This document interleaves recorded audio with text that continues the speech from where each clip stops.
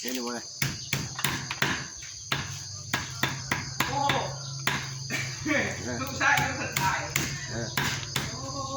ยาสมุนไพรยาสมุนไพรโอ้ยจังก็ไม่ติลงเนาะยาสมุนไพรได้นี่นี่เครื่องไอ้นอน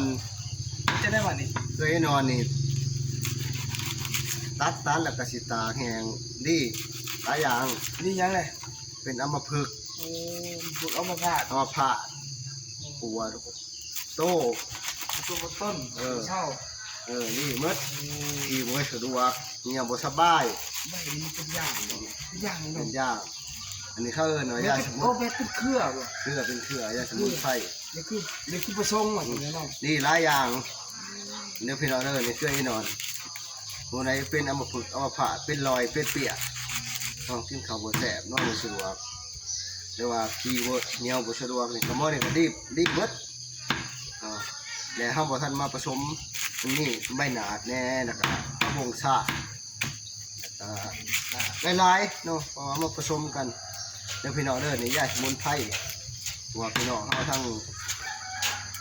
ไทยทางลาวบ่ได้ยาสมุนไพรไปใช้แต่บาบ่ค้ำก็สิแนะนำ1นี่คือไอ้นอน2แล้วใบหนาด3แล้วเป็นใบบงซ่าเนาะเครือบงซ่าอยู่ในหน้านี่หรือว่าอยู่ในระหามยังในตรงไหนข้างหน้าไปมาผสมกันแต่หม้อนี้เห็นต้มกินต้มอาบเธอว่าเทิง เต้งสีร้ายสิเทิงห่มต้องเต้งเห็นบ่เทิงห่มเทิงเต้งเทิงอาบ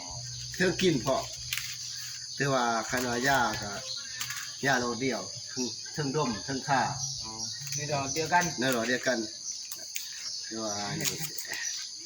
แต่สมุนไพรแต่ว่าหม้อนี่เป็นชอบบุกคุณแห้งนี่สวยได้แต่ว่าหม้อนี่เป็นเรื่องว่าเช่าระยะยาวหม้อนี่คอไปเสือหน่อยแต่ว่าดีบ่มันก็ดีแต่ขยะพื้นเมืองน้ำแน่เนาะ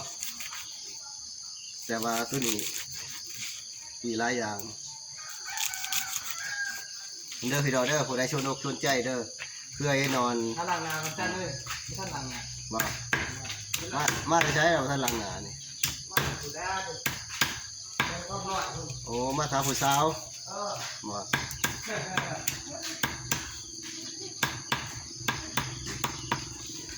คือว่าเพื่อเสียหามาได้พี่น้องยากแต่ว่าในบ้านเฮานี่มีเครือเดียวบนในบ้านแต่ว่าอยู่ผู้ร้ายมีร้ายแต่มีเมาคนแน่มาปนกันแล้วก็มียาคัดยาหลอดก็เป็นยาพื้นเมืองเหมือนกันพี่น้องแต่ห้องก็ท่านได้มาผสมแต่ว่าในที่เขาเข้ามากับบุเป็นจักเขียดเนาะยาเวทเป็นลอยมานี่ยากับบุจักยาดีนี่พี่น้องนี่ใบคือใบจับป่า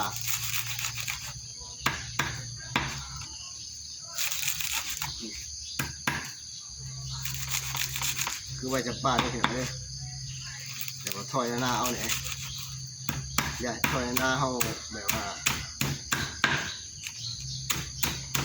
มีเรื่องพี่น้องได้เยอะแต่สมุนไพรอันนี้ใจนอน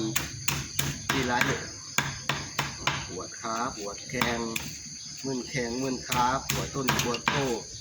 เป็นเหลี่ยเป็นรอยเป็นอัมพฤกษ์อัมพาตมาตุกเทิงกินเทิงอาบเทิงห่มสามารถหายขาดได้พี่น้องเพราะว่าข้าพเจ้ากับผู้เสือไม่เห็นเมียข้าพเจ้าต้องจะได้ช่วยเจ้าน้องหยอดว่าเพื่อให้นอนช่วยนอนแต่ยาพื้นเมืองแน่พี่น้องมียาพื้นเมืองน้ำแน่โมเมนต์แต่ว่าเคยนอนเนาะตรงนี้ช่วยกันไปหลายคนใจอันนี้ยาสมุนไพรมีได้ใช้ร้ายทั้งฝั่งไทยและฝั่งลาวน้ำใจกันอันนี้เครื่องเป็นตัวเครื่อง แต่ว่าไปเอาเนี่ยเขาบอกให้ตัดเสื้อคือว่าเขารักษาได้ด้วย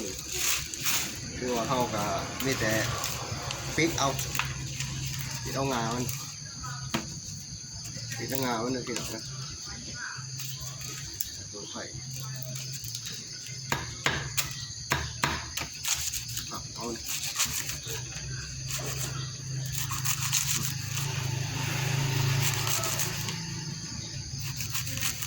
เวลาใช่อันนี้ยังหมดทันหามาผสม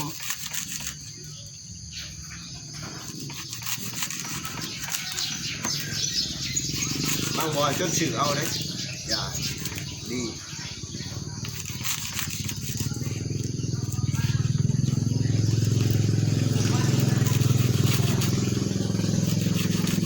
โอ้เลยนั่งก่อน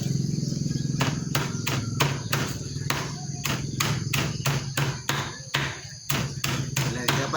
ส่งให้เมียเราส่งให้ครอบครัวอยู่นุ่งคงแต่ก็เลยหาไว้ชมยังท่านมียาผสมมันอีกยาผสมมันก็มีไม่นานมาซอยกันทำให้ท่านไปหาก็เลยจังหน่อยหาเก็บเอามาซอยพุ่นไม่นานก็มีหลาย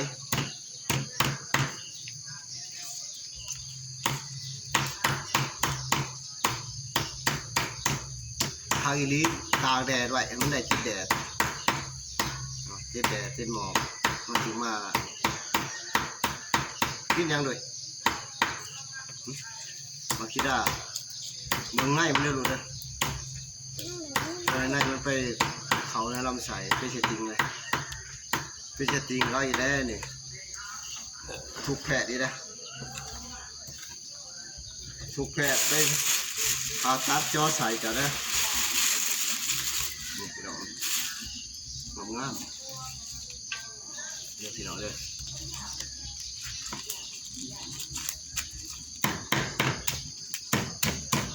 ถ้าพวกคุณเคยนอนพี่น้อง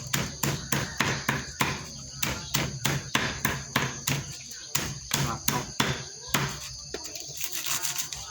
มันแก่แล้วให้ผักเอามันช่วยเราผักเอาเดี๋ยวพี่น้องเลยโอ้จนนาตีตาล้านเห็นหรอช่อยใหญ่เอามาจากตบมาตีไง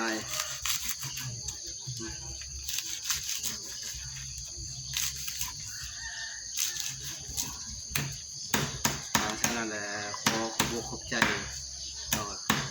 ผู้ใดติดตามช่องยูทูบบาบัวค่ำเอามาผักหญ้าพืชเมืองสมุนไพรอันหนึ่งที่ดี นี่ได้ลูกตกเป็นเปียกเป็นรอยเอามาผ่าพี่น้องทางฝั่งไทยฝั่งลาวติดตามของยูทูบบาบัวค่ำขอขอบใจ